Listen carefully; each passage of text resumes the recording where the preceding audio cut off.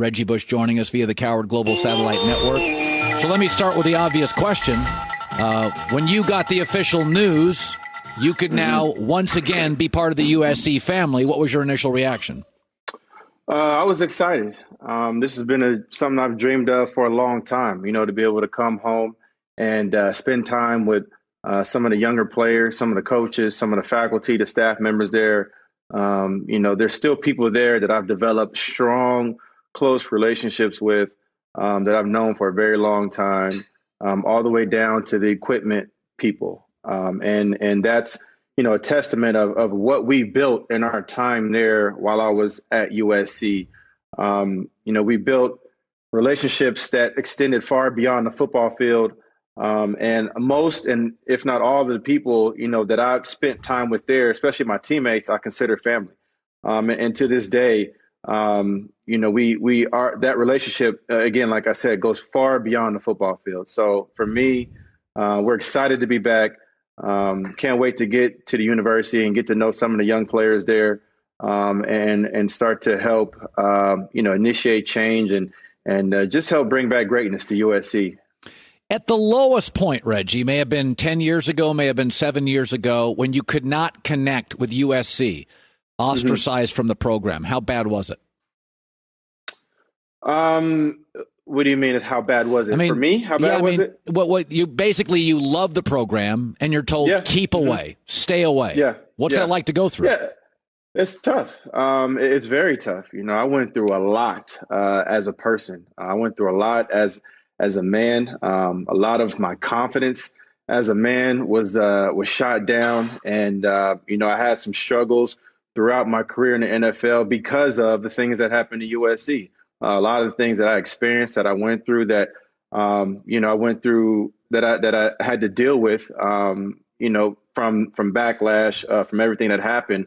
It was tough. It was not easy.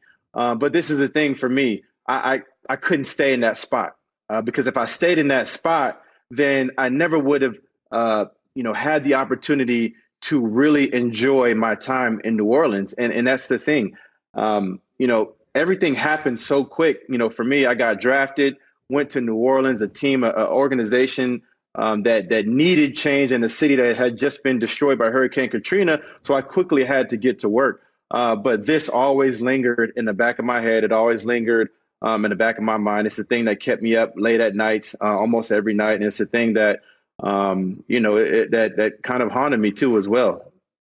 Reggie, I said this earlier, outside of maybe Tim Tebow, I don't remember a college player the last 20 years that would have had a more lucrative college career if you were paid for likeness or merchandise or merch. Yeah. You and Tebow, there's not really a third. And there have been a lot of great players.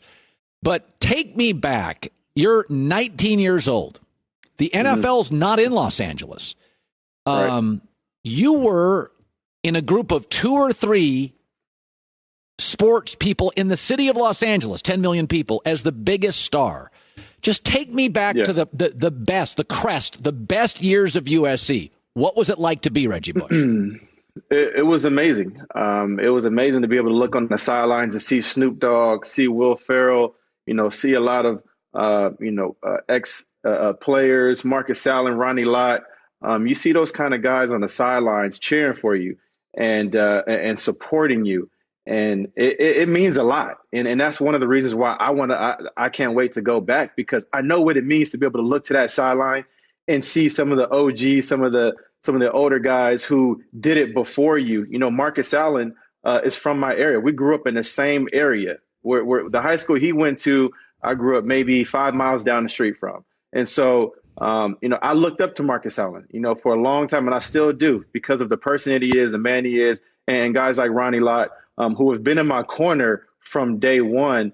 These are guys that, eat, sleep, and breathe Cardinal and Gold, eat, sleep, and breathe USC.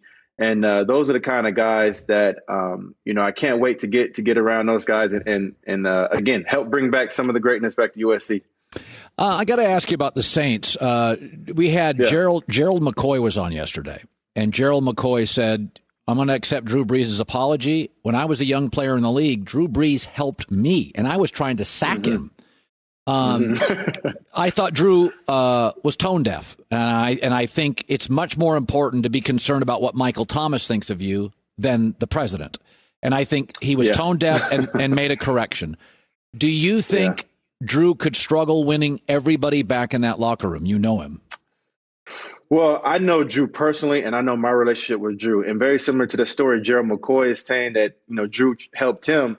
My first introduction to meeting Drew Brees was the night before the draft when the Houston Texans passed up on me. Drew called me that night before it had even been announced and said, I can't wait to play with you because I had a chance to play with LaDainian Tomlinson, who I consider to be one of the greatest running backs ever. And I think you have a shot to be just as good or better than him. And so right away, that completely shifted everything, my mentality, whatever, anxiousness or just uncomfortable feelings that I had inside of me about being passed up on and now going to a city which we didn't know if they were going to have a home stadium. We didn't know what the future held for that city because they had just been through Hurricane Katrina. And Drew took the opportunity to call me. And that's why I've accepted Drew's apology on national TV, on Speak for Yourself. And Drew's actually also reached out to me personally and just apologized once again and said that, he hoped that his divisive comments didn't hurt and that he couldn't wait and that he was excited to be our ally in this fight. And I really respect Drew a lot because I know his heart. I know the person he is. Yes, those comments were tone deaf and divisive at the wrong time. But I think Drew will do a great job at educating himself, processing this the right way, and changing the narrative as well. I was just thinking about something I didn't ask you about USC. I want to circle back. Go ahead. I've never really bought into this vacated wins thing. Listen, it doesn't matter. I watched you play. You were the best team easily. On a personal level, do you think you'll get the Heisman back? Would that matter to you? Yeah. If to say that I don't want it back would be a lie. And so I do want to be completely honest about that. 100% I want my Heisman Trophy back. But also at the same time, I'm more focused on the kids now because what happened to me is in the past. And we're not going to change what happened and we're not going to be able to, change everything that happened in that situation. But what we can do is learn from it now. And that's why I'm so happy. I'm so happy that kids will now be able to make money off their name, image, and likeness because that is what's fair and that is what they deserve, right? It's very, in no other form of work can a company say, hey, you come and work for us, but you cannot make money off your name, image, and likeness, but we can. And that's unfortunate because you're hamstringing a lot of families, a lot of kids when they're in their prime. When you're 19, 20 years old, that's when you're starting to hit your prime. And that's when you're starting to see this change in your body physically, especially for young men. And so that's the critical time for some of these kids to be able to capitalize off of some of those things. And I think it's very important because as we now move to the name, image, and likeness and the legislation that's being written on that, who is looking out for the players in this situation? Because I have to believe that the NCAA is going to protect, their investments, which they should, right? I'm not saying that they shouldn't do that, but at the same time, I don't want to see these players to be hamstringed once again because of maybe the new rules that come out doesn't fully support them in the way that it should be. So that's my focus right now. The Heisman Trophy and everything that happened with USC, that's in the past. Would I love to have it back? Hell yes. But at the same time, is it my focus right now? Absolutely not. Did you ever feel taken advantage of being a star in Los Angeles with all the money and the agents and the stars and not? Did you ever feel taken advantage of as a college athlete? 100%. 100%. At the time, did I feel that? No, because at the time, it was just about balling on the football field with your teammates. It was about being in the locker rooms, during after school and before you go to practice and sharing those stories with your brothers and building that chemistry on and off the football field. That's what it's about at that time. You're not thinking about the money, none of that stuff that people could or could not be making off of you.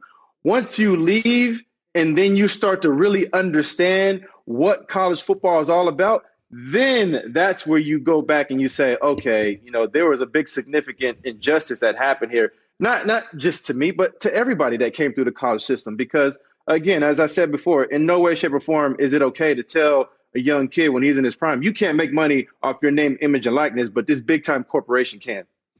Reggie Bush. I see a wine cellar in the back. It's a little early for wine, but you enjoy a nice Pinot tonight, Reggie. I will. Thank you. All right. Reggie Bush, Fox Sports college football analyst.